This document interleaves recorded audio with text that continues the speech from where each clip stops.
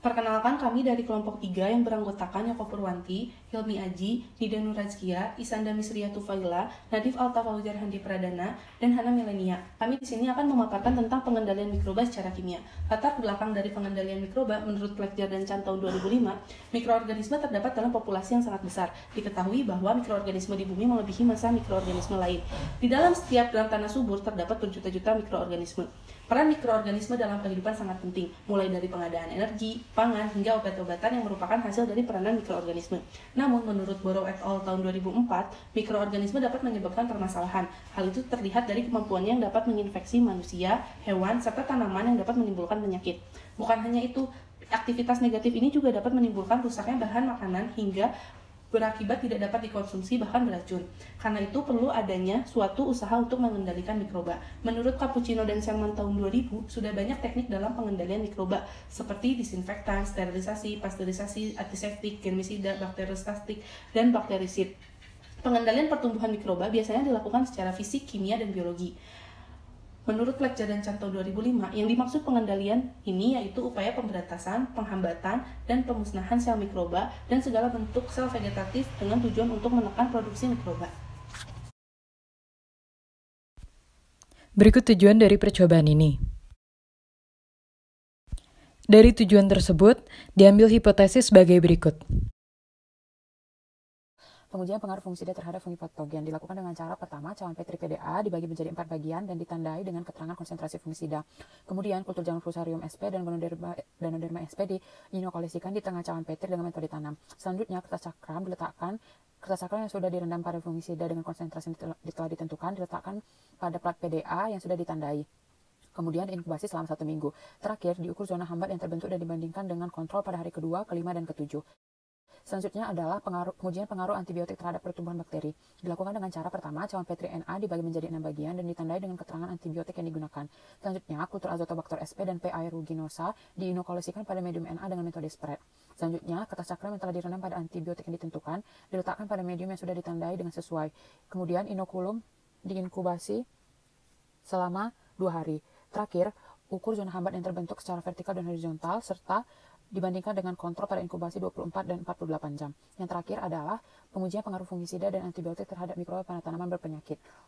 Yang pertama dilakukan dengan bagian buah yang busuk dipotong secukupnya dan dimasukkan ke dalam tabung reaksi berisi 9 ml NaCl dan diresuspensi dengan mikropipet. Kemudian cawan Petri dibagi menjadi 2 bagian untuk fungisida dan antibiotik.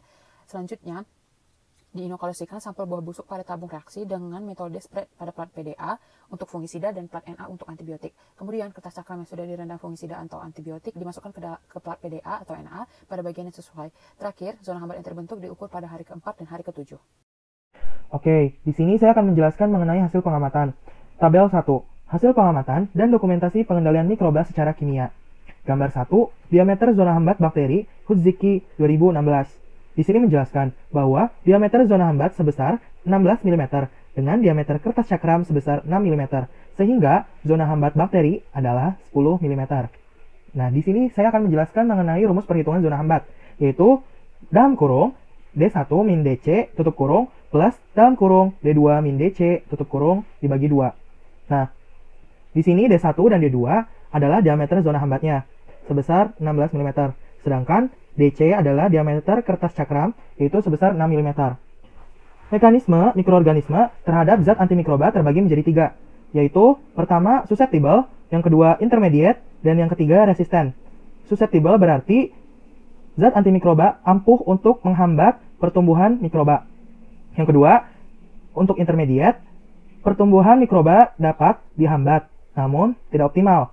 Sedangkan untuk resisten, zat antimikroba tidak berpengaruh terhadap pertumbuhan mikroba, sehingga pertumbuhan mikroba berlangsung secara maksimal. Nah, di sini selanjutnya ada tabel 2, penyakit bulai tanaman jagung. Gambar 2, permukaan jagung terinfeksi, Nuryanto 2017. Di sini dapat terlihat bahwa permukaan jagung yang terinfeksi oleh Peronosklerospora maidis memiliki bercak-bercak putih yang halus. Kemudian, gambar 3, ini ada gambar dari cendawan Peronosklerospora maidis, Widianti et al. 2017. Nah, di sini teramati bagaimana bentuk cendawannya dengan konidia berbentuk bulat dan kehitaman. Selanjutnya, di sini ada tabel 3, persentase perkecambahan Conidia Peronosklerospora maidis. Nah, untuk tabel 2 dan tabel 3 akan dijelaskan lebih lanjut pada pembahasan. Berdasarkan hasil percobaan Widiausti et al. 2011, zona hambat yang terbentuk dari pemberian propinep pada Fusarium sp sebesar 1,280 cm, sedangkan pada pemberian Propamocab hanya sebesar 1,105 cm. Berdasarkan hasil percobaan Asril 2011, zona hambat yang terbentuk dari pemberian Propamocab pada Ganoderma sp sebesar 38,71 mm, sedangkan pada pemberian propinep hanya sebesar 21,27 mm. Berdasarkan data yang didapatkan, fungisida yang lebih efektif untuk menghambat pertumbuhan fusarium yaitu dengan pemberian fungisida berbahan aktif propinep. Menurut Susanti 2018, propinep termasuk ke dalam fungisida sintetik yang merupakan senyawa kimia yang tergolong ke dalam kelompok senyawa seng dan ditiokarbamet yang digunakan sebagai fungisida. Menurut Pratiwi 2018 yang mengatakan bahwa bahan aktif ini juga digunakan untuk mengatasi penyakit jamur. Penggunaan fungisida propinep dapat menyebabkan terganggunya pertumbuhan jamur-jamur filosfer. Sedangkan untuk fungisida berbahan aktif Propamocab lebih efektif untuk menghambat pertumbuhan jamur Ganoderma. Menurut Hudaya dan Jayati 2012 yang mengatakan bahwa Propamocab juga termasuk ke dalam fungisida sintetik. Cara kerja Propamocab yaitu langsung menyerang membran sel atau mengganggu sintetik membran dan lipid yang meliputi permeabilitas sel, membran, dan lemak.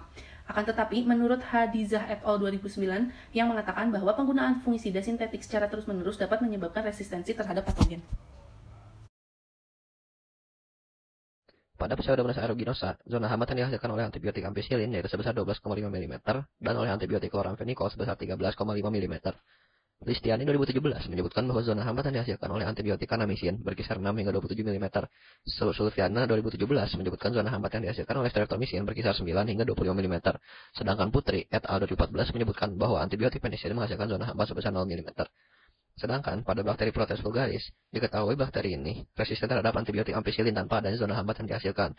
Lempang 2014 menyebutkan zona hambatan yang dihasilkan oleh antibiotik chloramphenicol berkisar 20 hingga 34,4 mm.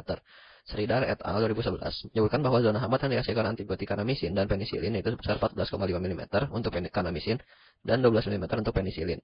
Sudara Meswari et al. 2007 menyebutkan bahwa antibiotik streptomycin menghasilkan zona hambatan sebesar 2,6 cm atau 26 mm. Data yang diperoleh menunjukkan antibiotik yang paling efektif mengendalikan bakteri Pseudomonas aeruginosa adalah kanamisin dengan zona hambat mencapai 27 mm, menurut Sulfiana 2017. Kanamisin bekerja dengan mengganggu sintesis protein.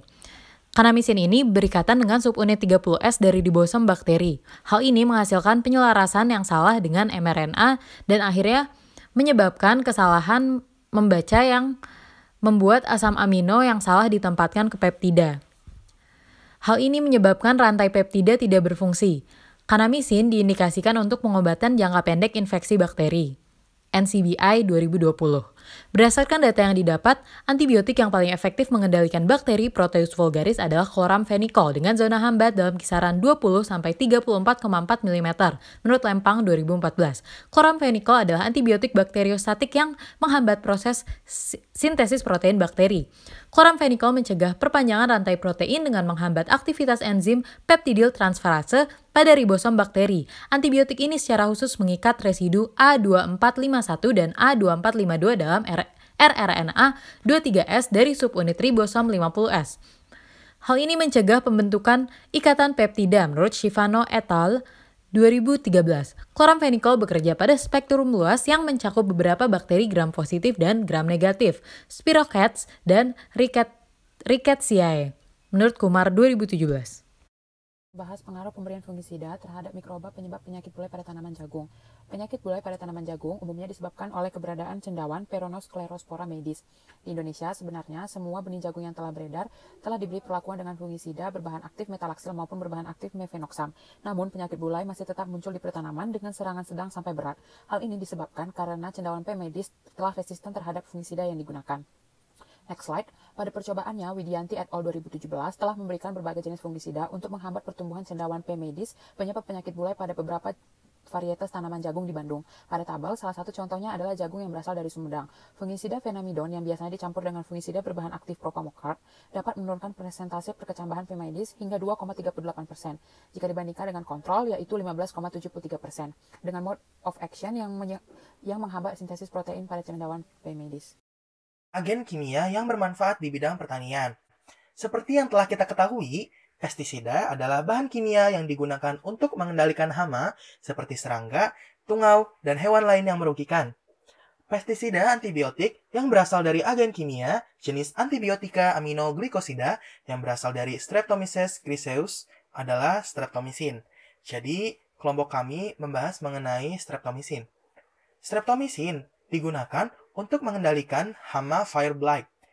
Fire blight merupakan suatu penyakit menular yang disebabkan oleh bakteri Erwinia amylophora yang biasanya dijumpai pada tanaman apel, pir, dan beberapa famili Rosaceae. Sifat dari streptomycin adalah bakterisidal yang bekerja dengan mengikat secara irreversibel ribosom bakteri dan menghambat sintesis protein. Menurut Rainey, 2015.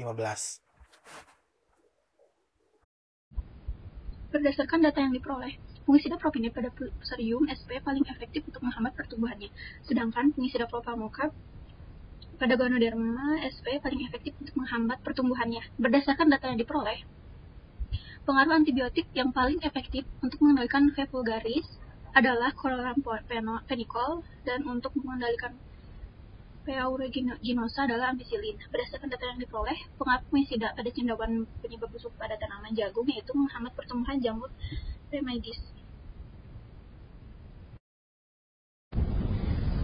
Sekian pembahasan dari kelompok kami. Mohon maaf bila terdapat banyak sekali kekurangan. Wassalamualaikum warahmatullahi wabarakatuh.